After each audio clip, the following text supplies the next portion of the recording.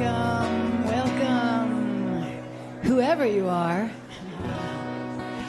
wherever you are, however you are welcome here.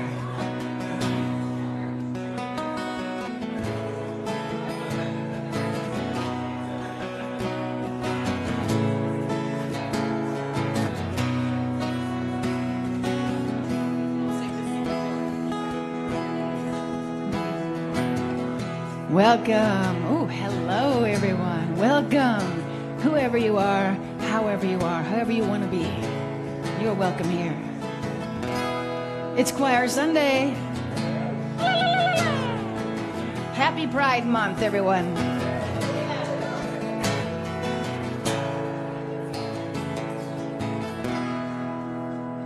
All right, we're going to start with one you probably know, and the choir is going to lead it. And the choir, please rise. Our gathering music today, a classic, the Indigo Girls. We're feeling it. One, two,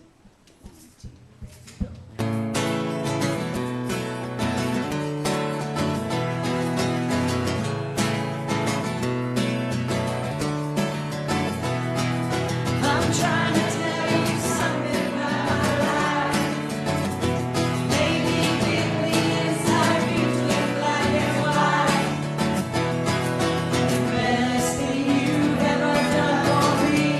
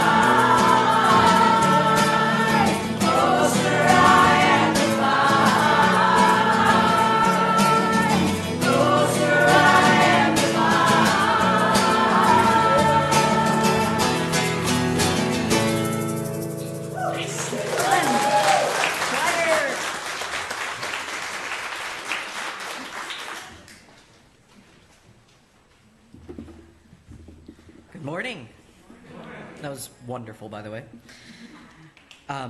Welcome to the Unitarian Universalist Fellowship of Fayetteville. My name is Enoch Anglin, and I use any pronouns. I'm on the Welcoming Congregation Committee, among other things, and I am glad to see everyone here. Unitarian Universalism is a religious tradition that values freedom in religious thought and journey. We uphold the unity of our interconnections, connections to each other, to all of life, and to the precious universe of which we are a part. We affirm the universality of love and hope as we journey together in community, and we welcome you, whoever you are at this moment and wherever you are in this spiritual journey. For those of you joining us online, welcome. If you are new, please check out our website, uufayetteville.org, for more information.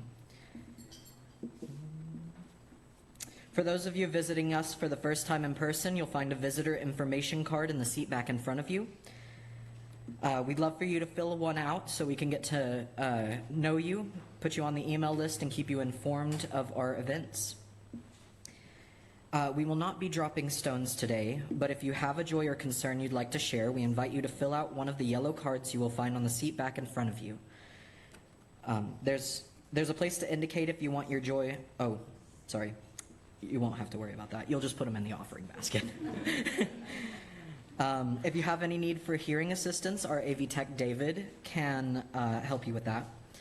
Children are always welcome in our service, but there is a staffed nursery or a foyer outside if you need to step out or would like to use our nursery. Please remember to silence your cell phones as we enter into our service, and happy Pride Month, everyone.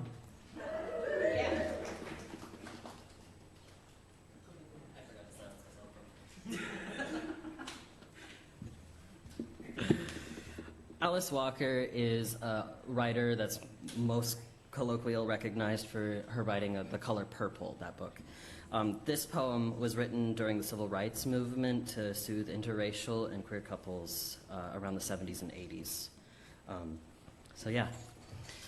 Love is not concerned with whom you pray or where you slept the night you ran away from home. Love is concerned that the beating of your heart should kill no one.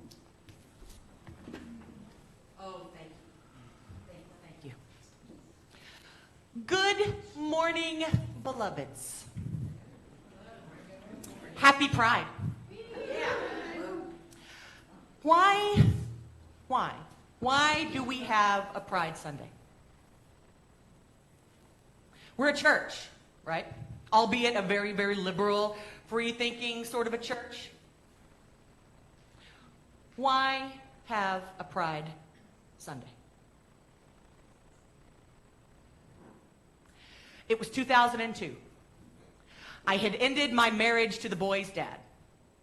The person who was my best friend at the time, I kissed her. Not even like a big kiss, more like a peck, a slightly longer peck. I reeled back, and in an instant, I knew.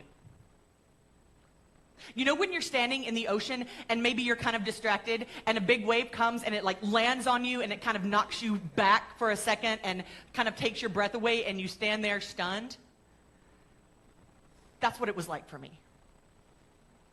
And I thought, oh my gosh, I'm a lesbian. And friends, in one instant, I knew. One kiss. That was all it took for me. And I knew with the fullness of my being that I would be celebrating Pride differently from that point forward. I felt like the God of my understanding, through my friend, showed me who I was supposed to be, who I truly was. I've shared with you all before that when I told my mentors in the PCUSA, in the liberal version of the Presbyterian church where I worked, they said, yes, we understand. That's fine. Please don't tell anybody. And I know I shared with you how that slayed me. And I knew I couldn't serve a church that wouldn't acknowledge my family, or with whom I couldn't be my whole self, couldn't bring the fullness of my being. Part of what I did after I left the church and before I found UUism was I finished my degree. I commuted from Fayetteville to Conway 2 or 3 times a week and took 22 hours in one semester. That's right. So you know what that's like. So that I could be done. It was so much. It was a lot, but it was well worth my education. Now, if y'all know me at all, and most of you do, you know that I'm a live out loud kind of gal. Honest, forthright, and open book. But beloveds, I was cautious to come out of the closet. And for good reason. I wasn't met with good results when I did. One of my best friends at the time, when I asked her to meet me, and I came out to her, she turned away from me, and I haven't seen her since. Another best friend continued to be my friend, but she had to tell me that she didn't agree with my lifestyle. And we've never been as close since. What I knew for sure was that I was never going to tell my mom. Now, ordinarily, I would say that we need to come out to our close family if we can. But in my case, that just wasn't true. Y'all might remember me telling you that my mom was an undiagnosed schizophrenic for my whole young life. And she literally feared every single thing that she didn't understand. She feared some of the things she did understand. She was the type of mother who would hit and yell if she was upset or really scared. So I was never going to come out to her. It would have done more harm than good.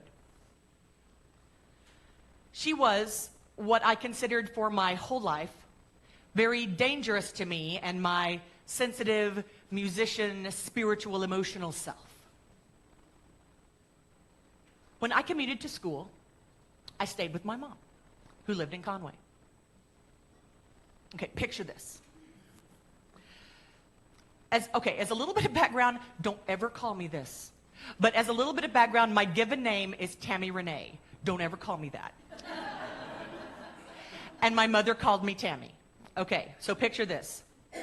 I walk into my mother's house after a long day of class, like a really long day of class. My mother is sitting in her rocking chair with her arms crossed, and she is rocking faster than I've ever seen her rock. Well, instantly I knew something was wrong, but I didn't know what was wrong. Tammy, what's a lesbian? I felt all of the blood drain from my face. What, Mom? She repeated herself exactly. Tammy, what's a lesbian? I can still hear it in my head today. It's actually a pretty good impression of her. I think that's what you call a trauma response. Anyway, so I answered her as calmly as I could. Well, Mom, a lesbian is a woman who loves another woman. Tammy, are you a lesbian? Oh, dear God, if you would just swallow me up in this moment into the earth right quick, that would be great. I would have literally done anything to be delivered from that situation. But what? I mean, I'm not going to lie, right? That's not the way I roll. Yes, Mom, I am. And she screamed at the top of her lungs. I've always thought you were disgusting and a freak. Get out of my house and never come back. You know when you're in a situation that's like so intense like that, and your adrenaline and cortisol is like coursing through your body and time starts to feel weird? That's what was happening. And my head was swimming. Where was I gonna go? Did I have enough money for a hotel? I had class the next morning. I had to get my homework done. So I went into my room. I got my belongings. And that's when I saw what had happened.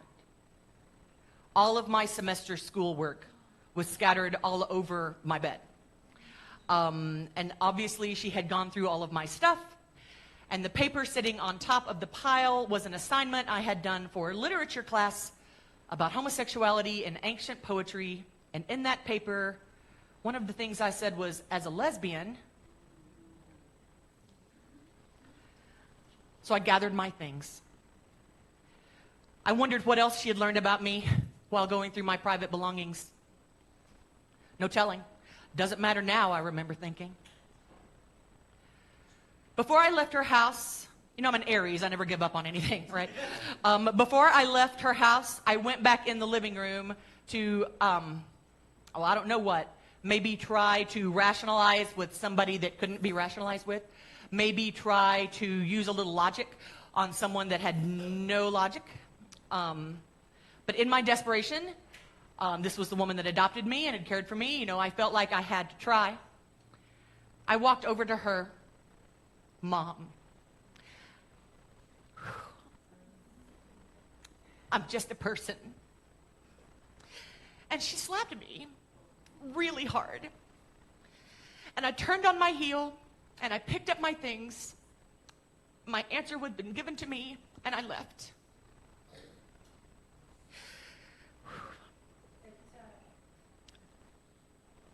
Let me ask you again. Why do we have a pride service?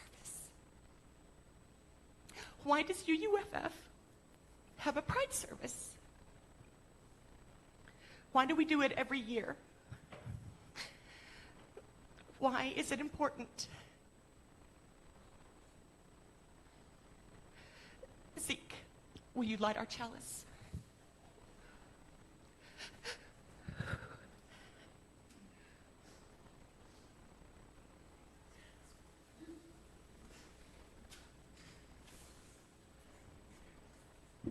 Please join me in lighting our chalice. Love is the spirit.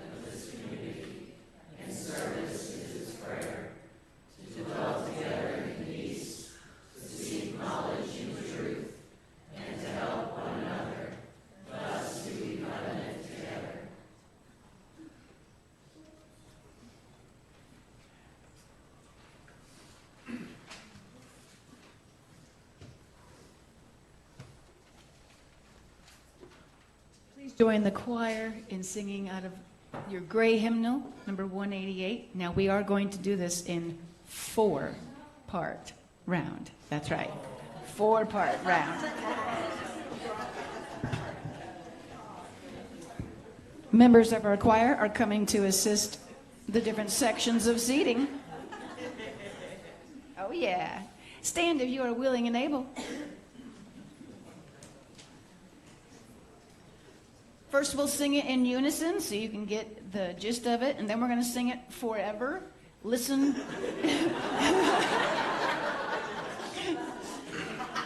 Listen to how our voices blend, and remember the message. Come whoever you are welcome here. Okay, quiet.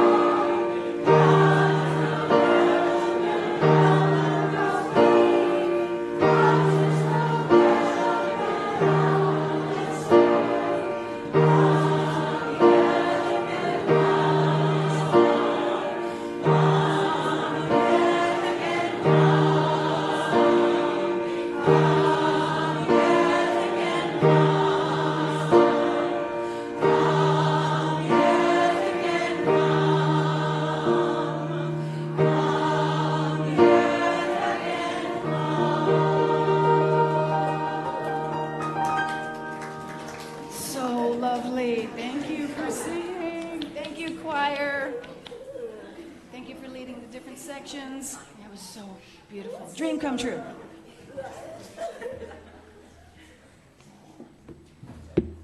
Good morning, everybody. Oh, I have a treat for you today. Tressa, can I use this clicker? Okay. This? What? Sorry, I should have said, oh, this has to be. Sorry about that. I should have given you a heads up. Well, there's one page where I was not able to get the words, and so it'd be easier for me to do it. So the author of this story, Love Violet. I'm not sure of her sexual identity, but she had crushes on girls growing up. And she said there were no books for her. And so she wrote her very own, which I think is so cool. It's called Love Violet, and it's completely adorable. And the pictures are adorable. And I think you're going to love it. The illustrator, so the author is Charlotte Sullivan Wild. She has other books. And the illustrator is Charlene Chua. And I think you're really going to like this one. Okay. I mean, Love Violet. As far as Violet was concerned, only one person in her class raced like the wind. Only one had a leaping laugh. Only one made Violet's heart skip. Mira.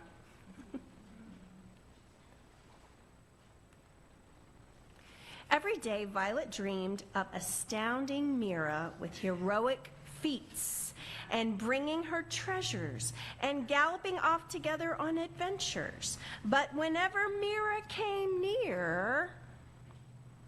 What are you drawing, Violet? Want to play horses, Violet? Where's Violet? We're line buddies today. Whoop. Sorry. Thank you. Isn't that cute? Violet went shy. I wonder if you know what that feels like. One wintry day, Violet had an idea with crayons and scissors and glitter and glue.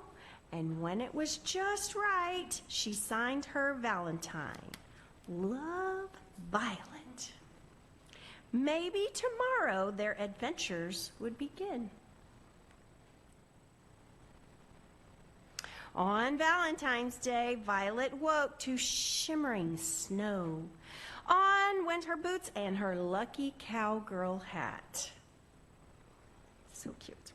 And under her hat went Violet's surprise.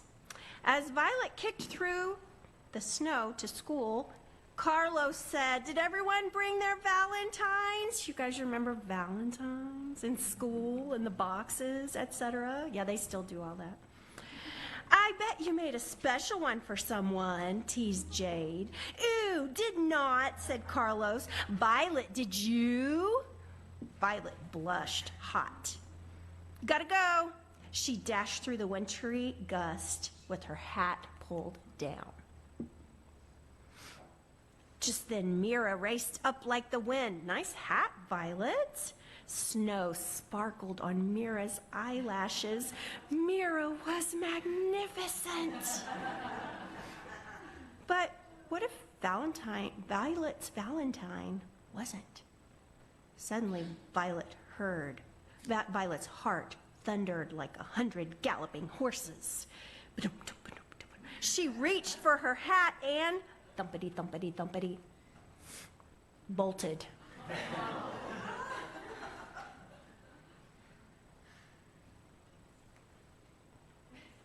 All day long, Violet's stomach lurched. What if Violet couldn't give her Valentine? What if Mira didn't want her Valentine? What if they never adventured?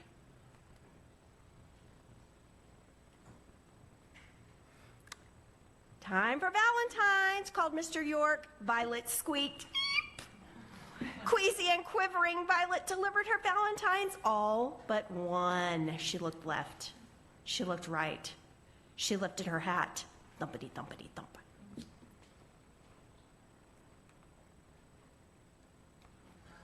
Oh, nightmare. Okay. Did you give all your valentines? Mira asked, appearing out of nowhere. Violet jumped. She smacked right into Mira and tumbled into the coats. Okay, I know this is confusing. There's no writing on this one. Yeah, this is the one. Violet jumped. She smacked right into Mira and tumbled into the coats, and all around her kids hooted and howled. Violet shrank into the tangle of scarves. She wanted to say sorry. She wanted to give Mira her valentine. Instead, she scrambled away, hiding her eyes and her surprise under her hat.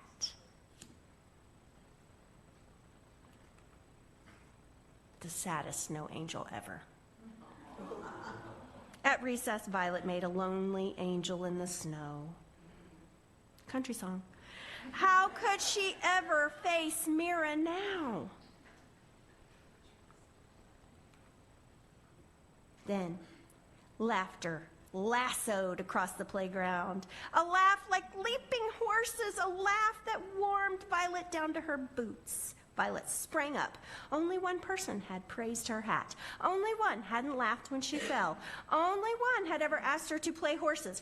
Could it be Mira wanted to be her Valentine? Mira! Cried Violet. I have something for you. Violet flew through the snow. She scaled drifts, slid across ice. She even dodged a barrage of snowballs under the jungle gym when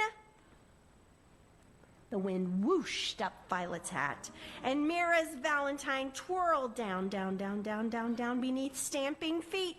No! Mira raced like the wind. Violet, what's wrong?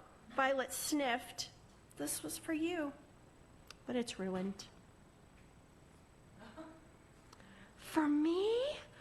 Violet, it's so pretty. Mira tucked a torn bit into her cap. It glimmered beside her hair.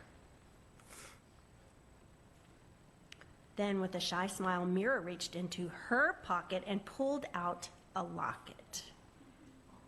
For you, said Mira.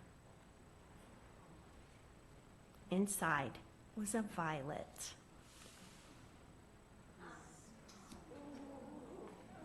Nice move, Mira. Want to go on an adventure? Asked Violet. Yes, cried Mira. And they were off, galloping over snowy drifts to see what they might find together. The end.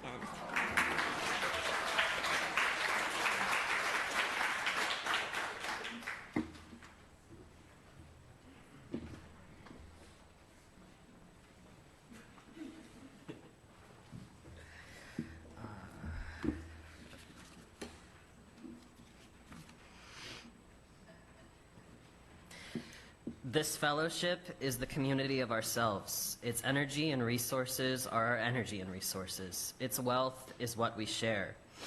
As we contribute to the life of this community, we affirm the life it brings to us. Let there be an offering to sustain and strengthen us, our fellowship. If you filled out one of the Joys and Concern card, you can also drop it in the offertory basket, and our ministerial staff will hold it close to their hearts. Take it away, Renee.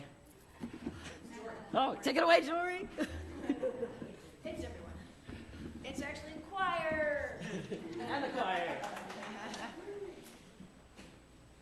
So that story leads kind of directly into this song.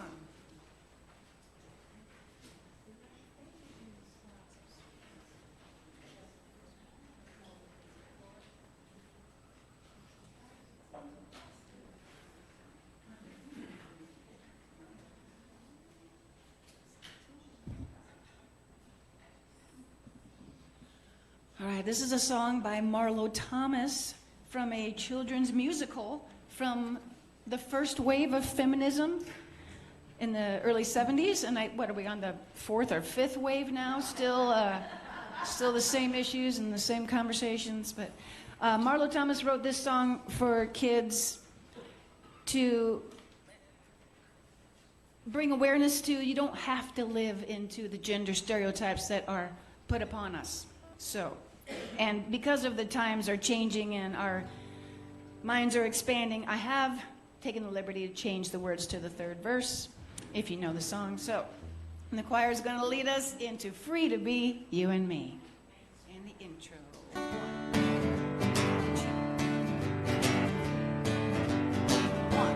There's a land that I see where the children are free, and I say it ain't far to this land from where we are. Take my hand, come with me, where the children are free. Come with me, take my hand, and we'll live in a land where the river runs free, in a land through the green country, in a land to a shining sea, and you and me are free to be, you and me.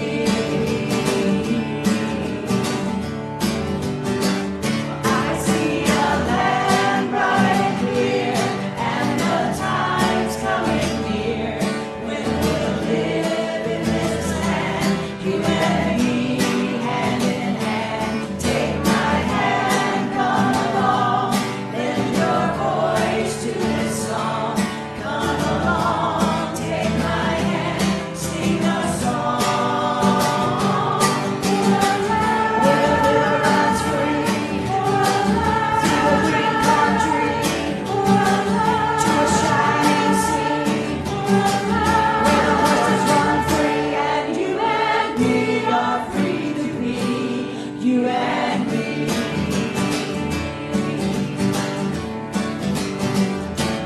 Every baby that's born grows to be who they are.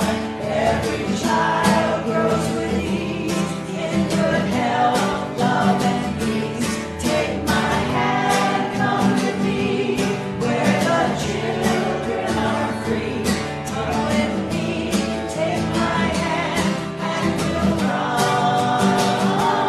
to a land where the river runs free, to a land through the great country, to a land to a shining sea, to a land where the horses run free, to a land where the children are free, and you and me are free to be, you and me are free to be, you and me are free to be, you and me.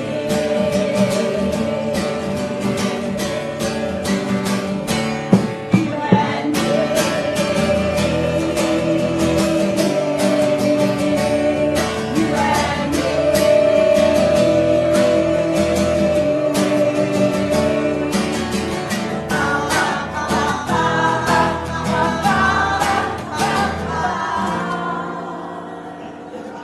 And you and me are free to be, you and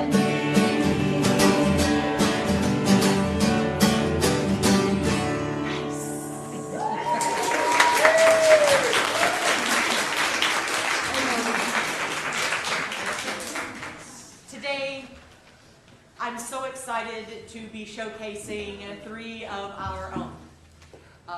We have a young person, we have a middle person, and we have one of our elders. And I can't wait, and I know you can't either, to hear from them today. Oliver? Good morning. My name is Oliver. I've been wanting to speak at one of these services ever since I first came out. I always sort of knew I was different. I preferred Blaze and the Monster Machines and Hot Wheels over Barbie and dolls. Some of you who have known me for a while might not remember me hating girly things, and that's because I didn't. I didn't hate girly things. The boyish ones were just more fun. I mean, I still had Barbies, who always ended up being roommates. And I did watch Barbie for a small while. But part of that was also my neurodivergence. I never knew how to act the way that little girls were expected to. So I proceeded to imprint on the other girls around me because usually strangers raised an eyebrow at a little girl getting excited over a toy car. I wasn't raised with gender stereotypes in my home, thank God. But I still saw all the stereotypes in the real world and saw that little girls were supposed to be wearing pink dresses, like dolls, and have long hair. Eventually, though, I began to explore. Quite a few times I changed my hair to a short haircut, and most of the time, frills weren't really in my outfits. I liked my comfy clothes, dresses were for special things. But I didn't really care about my gender at that point. Girl was just what I was. People called me ma'am and young lady, and that was that. I didn't have many feelings about what I looked like, I just wanted to look pretty. I mean, y'all, I was 8. But something still felt off about liking being born a girl, and about 2 years ago, it clicked. Picture March 2022. I don't know what day it was, but I remember the whole day was blocked out because my mother was going to cut and dye my hair per my request. I sat on the stool in the bathroom and approved of the cut when the clipper switched off. However, when my mom left to grab the dye, I looked at my hair a bit closer, and something felt right. My first thought was, I look kind of like this boy I know. And then my second thought was, oh no. I don't think I'm a girl. So began the saga of me trying on labels and trying to figure out who I was. The first labels I tried were mainly female-based genders, like demigirl. I figured that if I picked something that wasn't too trans, it would go away. It did not. About a quarter of the way through my little self-discovery was when I gave up trying to be something different. So the next day, when I got my mom alone, I said it. And it was scary. My mother would never do anything drastic in response to this. But I still cried when I said, Mom, I want to be a boy. And they just said, okay, what do you go by? Let's try some things. I cycled through many names and labels and the like before figuring myself out. But now I had to come out to everybody else.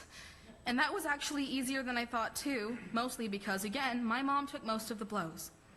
If a family member didn't already know, they would calmly explain that I was their son now. I remember one of my aunts telling me how proud she was of me. I remember my best friend at the time calling me a spawn of Satan. Mom bought me new clothes, baggier ones, better ones. Being a trans and neurodivergent kid, hoodies became my best friends. I'm going to reiterate how awesome my mom is. But I think the best part of my coming out were the people that stayed. In this congregation, everybody was accepting. Through at least 5 different sets of pronouns, 3 names, and dozens of labels. It was all met with grace, kindness, and acceptance. And eventually, I crushed gender roles and was totally and unapologetically myself. So to sum it up, coming out is hard, even when your family is supportive. It's allowed to be. And you're also allowed to be confused. I still am. But right now is the important part. Don't stay on feelings of doubt. Do you feel like a label fits you right now? Then use it. Wear your flags with pride and stop worrying. I used to hate myself. I used to tell myself how I should live my life. I was scared. I still am. But I live life how I want to. And you should too. Appreciate the person you are, the people you have, and the person you used to be. I would go back and thank the little toddler I was because he was so brave. The determination of who I was got me to who I am, and I'm proud of who I am. So be who you are right now. You'll find people who love you for you. I know I did.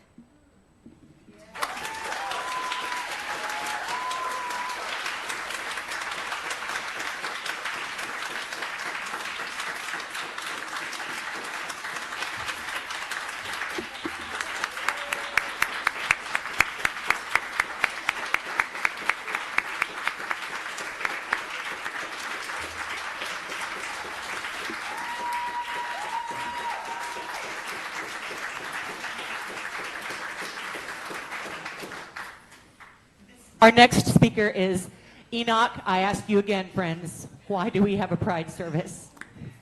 Enoch. Thank you. I would first like to give a content warning for slurs and outdated language, which I have taken back from hate and filled with love. This will easily be the most vulnerable I've ever been outside of therapy, so please bear with me. I've come out so many times, I'm not sure that coming out is really the proper metaphor for me. I've been blossoming, unfolding my delicate petals slowly, laying down my intricacies and stretching towards the sky. Not quite as graceful as that, but you get the idea. The first time a petal unfolded, I was in 3rd grade, having a sleepover with a friend. We watched Hellboy, played the Nintendo 64, and then tried to figure out how to kiss. In a closet. Ironic, isn't it? It never crossed my mind that, to be honest, it never crossed my mind that there was anything wrong with kissing girls when you were supposedly also one. I didn't even know what being gay was. I thought I was bisexual for a long time after that, until I came out to my mom as pansexual at 17. We both cried, but she accepted me, and I was grateful. I never told my dad, as I lived with him and I was too afraid of being homeless. Sometime around the age of 12, I learned about the trans label, and secretly I knew it was mine. I had grown up being asked if I was a boy or a girl. I never knew what I was supposed to say, but I knew that answering the question always felt like a trap, like the world would explode if I said the wrong thing. I wrestled with myself for a long time. I didn't feel like I was in the wrong body, though it could use a few changes. No, instead I felt like I was trapped in a game I could never escape from, created from societal expectations of who I was supposed to be. The first time I told my mom I was trans, she told me God doesn't make mistakes.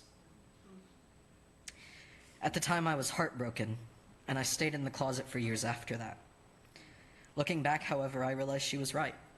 I'm not a mistake. My transition was sacred, holy.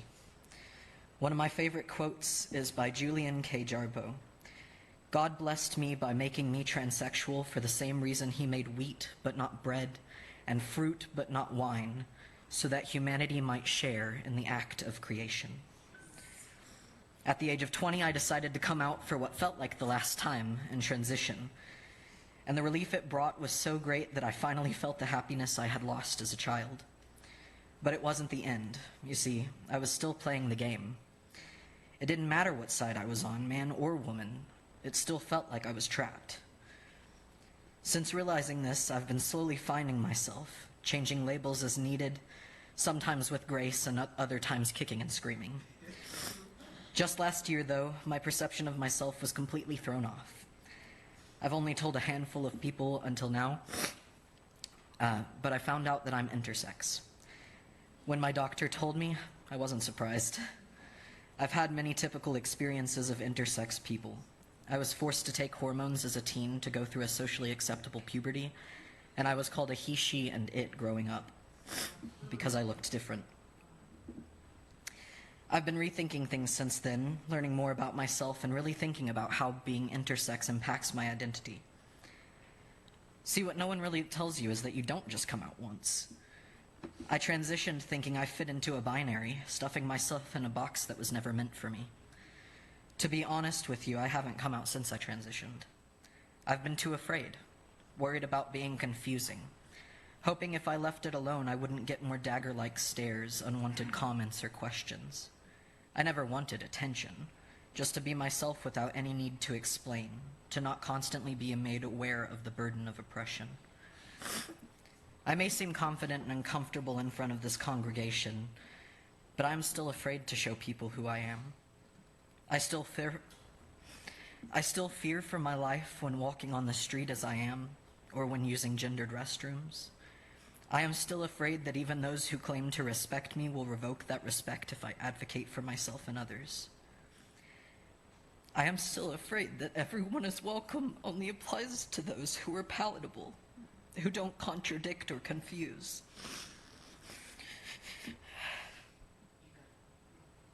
But I know you, my kinfolk, my fellow thinkers and lovers. I know you enjoy a challenge, and I have been uncomfortable in my skin for far too long to keep painting my petals in order to satisfy others. You want all of me? Then here I am. My name is E, and my pronouns are whatever makes you uncomfortable and confronts your assumptions.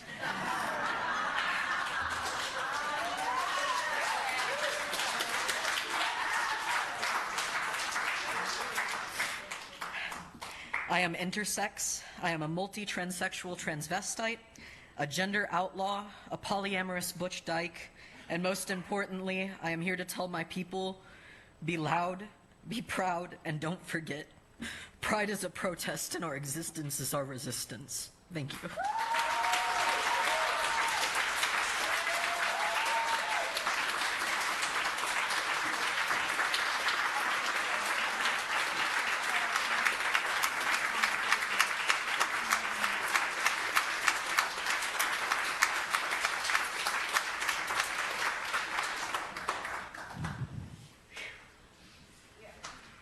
Our next speaker is the amazing Kathy Benton. You might know me.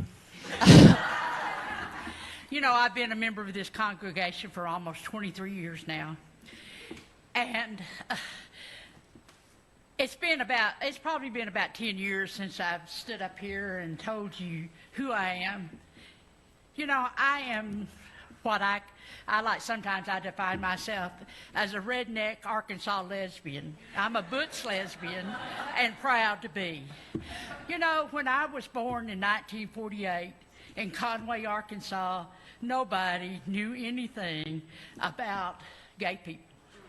I grew up in Little Rock, Arkansas in the 60s, and all we had to see on the streets usually was what we called, you know, the drag queens and the diesel dykes. And that's all we knew. And I never even, you know, I always knew that I was different than anybody, all my friends. I didn't, you know, and when I finally came out, I've been out nearly 50 years now. When I came out in late 70s, early 80s, I remember going to the public library and checking out the book that everybody whispered about, The Well of Loneliness. How scared I was to check that book out of the Little Rock Public Library, because who would see it and what would they think? You know, there's so many things that I could say about how different it is today compared to what it was like in 1970-something, 8, 9, 80. But anyway, people have so much more access to life, to lifestyles, gender stuff, you know, that we knew nothing about, you know. But in about 1979 or 80, I found the Silver Dollar Bar in Little Rock, Arkansas. It was a lesbian dyke bar, and I had to learn to smoke cigarettes, shoot pool, and drink beer. That's what you had to do to fit in.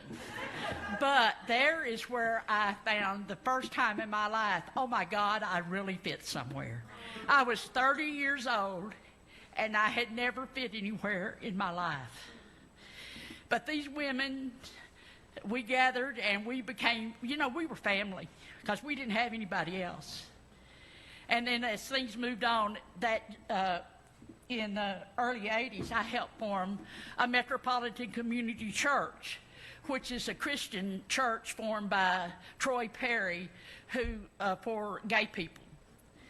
And so I helped establish that church in Little Rock, Arkansas, about 1981, I think it was. We went to Dallas, Texas, and we met Troy Perry. And the best thing about the whole thing was that Sunday morning, I was in a church in Dallas, Texas, and there were hundreds of gay people in that church singing and worshiping their God. Well, then I got to I grew up in the Baptist church, and there was a lot wrong with my beliefs. I grew up, I went to Little Rock Central High School in the 60s when they were preaching segregation from the pulpit, and I was going to the first integrated high school in the South. So that's when I started questioning what the tenets of the Baptist Church, and it wasn't long in the years that I left that. Well, I decided that the interesting thing about this story is that this Metropolitan Community Church needed a place to meet. And the Unitarian Church in Little Rock, Arkansas opened their doors for us to use their facilities after worship service. And so when I became restless with the Christian elements of the MCC Church, I said, what I like community, I like sharing my thoughts with other people. What am I going to do? Well, I thought, duh, Kathy. The Unitarian Church lets us use their facilities. They might be let you come in. And they did. But for me, it was never easy for me to live in the closet.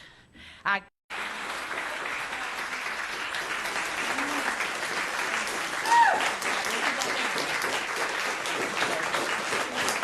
might as well stay standing. No closets, just bridges. Stay standing. Another 4-part round. We'll do it one-time unison, and our same leaders will come to your sections. Hey, Jory, hang on just one second. Yes, sir. I can feel so much in here right now. Could we just take a breath together? Okay, one more.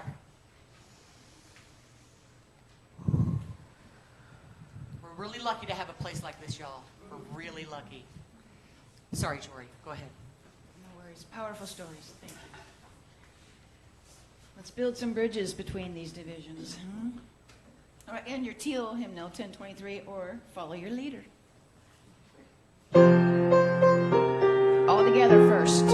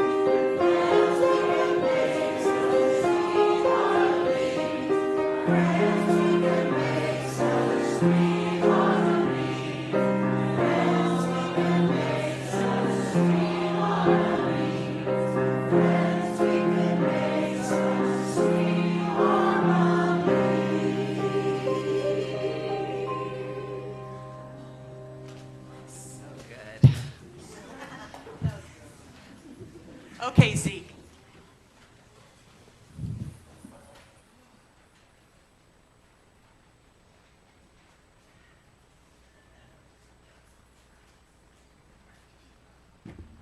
Please join me in extinguishing our chalice.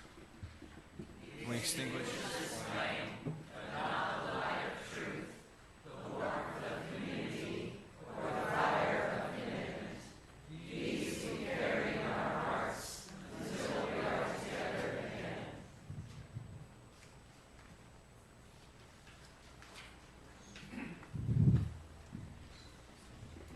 We have some announcements to make.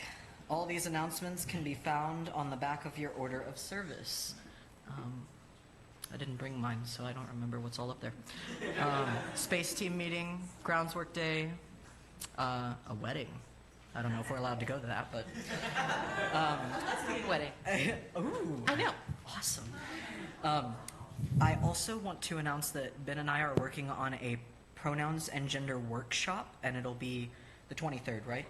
From 12:30 to 3, and we should have hopefully snacks, and we'll be talking about gender, sex, and pronouns and how they all kind of inform each other but are also separate. So, yeah, thank you. Oh yeah, RSVP. Gretchen and Janet have petitions. Out in the foyer for many of the issues we're trying to get on the ballot in the fall. For issues that we're trying to get on the ballot in the fall. In the foyer after the service. Oh, I want to ask. I'll just use my teacher voice. Also, we only have about a month to collect the signatures, and I think you all know they've made it especially difficult to do that by increasing the number of counties that we have to get signatures from 15 to 50. We only have a month to collect those signatures, Less and than a month, yeah. and we have less than a month to collect those, and we have to go from 15 to 50 in the counties. For which petition? For which petition? Well, it's bodily autonomy. Bodily autonomy, Freedom of information. freedom of information, And the learning. the Learning. Learning Act. Education, yeah. We'll tell you all about it. If you are interested in volunteering, we can talk to you about that as well. If you'd like to volunteer, reach out. And it's easy. So please get with us after the service. Thank you. The reason I repeated that is so that Facebook could hear. Yep. Well, how grateful I am for every single one of you sitting in these chairs today, queer and straight. I'm so very proud, and I'm grateful to work for social justice side by side. I'm grateful to be your minister. I'm grateful to every one of you. Please come to the Pride celebrations on Friday and Saturday, the 28th and 29th, and I would really love a great big turnout. I want to thank everyone that was involved in today's service, and I'd like to close with a poem from our Arkansas Poet Laureate, Kai Coggin, a lesbian from Hot Springs, called Things I Love About This Generation of Queer Kids. This was shared with me by Joanna. I love their courage. I love their refusal of closets. I love their chosen names. I love their use of the singular they pronoun. I love their blurring of binaries. I love their honesty. I love that they go to therapy and work to heal themselves like we never did. I love their healing, how it sometimes heals backwards through the generations. I love that they set boundaries and choose families. I love their hairstyles and hair colors, how they change like mood rings. I love the pride they wear on their backpacks and jean jackets, their scrunchies, their clothes, their pins, their eyelids. I love their fierce goodwill thrift store outfits. I love that they are not afraid to love each other. I love their tenderness and vulnerability. I love their empathy, how deeply they feel. I love their freedom, the freedom that my generation wished for, the freedom that our queer elders and gay trailblazers dreamed up in the quiet temptations of generations, in the isolation of closets and shadow, in the black trans women-led riots of Stonewall, in the breaking apart of families, in the deathbeds of AIDS lovers, in the bright, bold colors of the pride flag, in the kisses, mouth-to-mouth, man-to-man, woman-to-woman, in the revolutions in film, poetry, art, music that named us real. These movements line the path with scattered rainbow flowers for this generation of queer kids to follow in their hopeful futures. I love their hopeful futures, thinking of them grown up and how the world will be better just because they're living in it. I love their inability to be brought down by outdated thinking of adults. I love their inclusion and sensitivity. I love their passion, their protest, their fight. I love their loud, brave voices demanding what is right. I love that they're the fruits of so many trees, and that in each of their eyes, I see a little piece of me.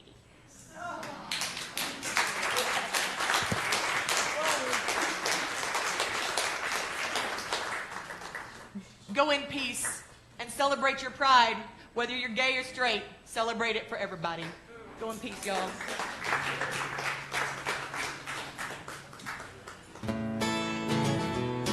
You're more than fine. You're brilliant.